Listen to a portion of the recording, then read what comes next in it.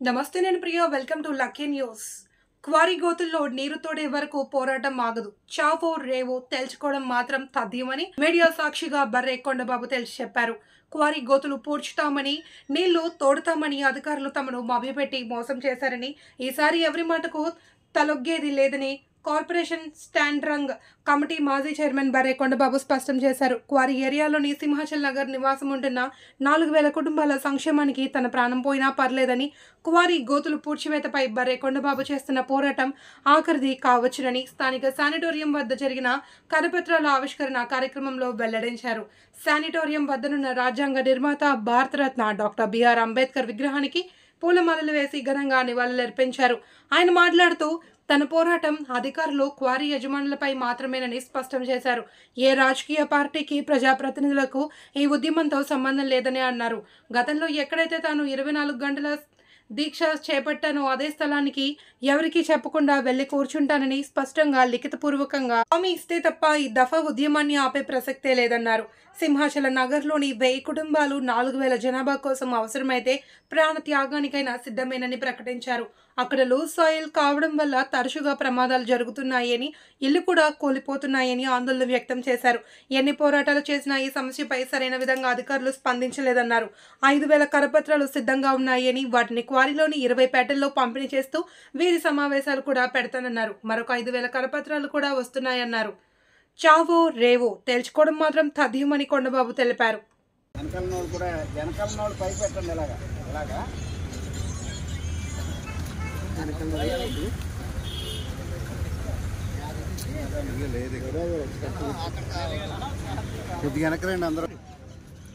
వర్ధిల్లాలి బాబాసాహెబ్ అంబేద్కర్ ఆలోచన విధానం, బాబాసాహెబ్ అంబేద్కర్ ఆలోచన విధానం, బాబాసాహెబ్ అంబేద్కర్ ఆలోచన విధానం.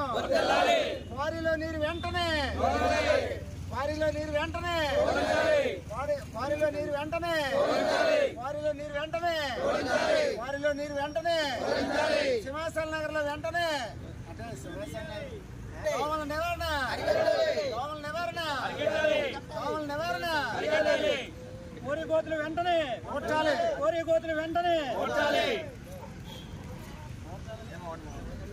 తవ్వి వదిలేసినటువంటి ఆ గోతుల్లో నీరు పుష్కలంగా చేరింది.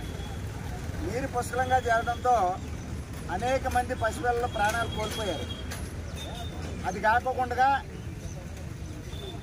ఆ నీరు వల్ల సింహాచల్ నగర్ లూజ్ సాయిల్, ఎన్నాళ్ళ నుంచో చెప్తున్నాం, సింహాచల్ నగర్ లూజ్ సాయిల్. ఆ లూజ్ సాయిల్లో అప్పుడు గవర్నమెంట్ వెళ్ళి ఇవ్వడం జరిగింది. సుమారు 1000 కుటుంబాలు, 4000 జనాభా ప్రమాదాంశం పొంచి ఉంది. లూజ్ సాయిల్ దగ్గర ఏదైతే ఆ ఇళ్ళు ఉన్నాయో ఆ ఇళ్ళ పక్కన నీరు చేరి ప్రమాదం పొంచి ఉందని చెప్పాం. అయినప్పటికీ కూడా పట్టించుకోకపోయినందువల్ల సంవత్సరం క్రితమే నేను క్వారీ గోతులో దిగి ఈవేళ 4 గంటలకు వెళ్తే మరుసటి రోజు 10 గంటలకు వచ్చాను. నేను రోజు నైట్ అంతా కూడా అక్కడే ఉన్నాను. అయినప్పటికీ కూడా అధికారులందరూ, రెవెన్యూ అధికారులు కానివ్వండి, పోలీసు యంత్రాంగం కానివ్వండి, వీళ్ళందరూ కూడా నన్ను నమ్మించి బయటకు తీసుకొచ్చారు. ఇది వెంటనే పరిష్కారం చేస్తాం అలాగని చెప్పేసి. బయటకు తీసుకొస్తే పరిష్కారం అవుద్ది కదా అని చాలా ఆశాభావంతో అధికారులందరూ వచ్చారు, పరిష్కారం చేస్తున్నారని చెప్పేసి మేము అనుకున్నాం.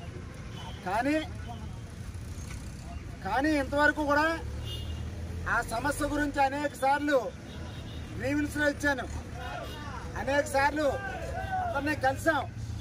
కానీ ఇంతవరకు కూడా ఆ సమస్య పరిష్కారం కాకపోగా ఇంకా విపరీతంగా నీరు పెరిగి సింహాచల్ నగర్లో ఉన్నటువంటి ఏ అయితే ఇళ్ళు ఉన్నాయో ఆ ఇల్లు పక్కన ఉన్నటువంటి వాటిని మరుగుదొడ్లు కుంగిపోతూ ఉన్నాయి.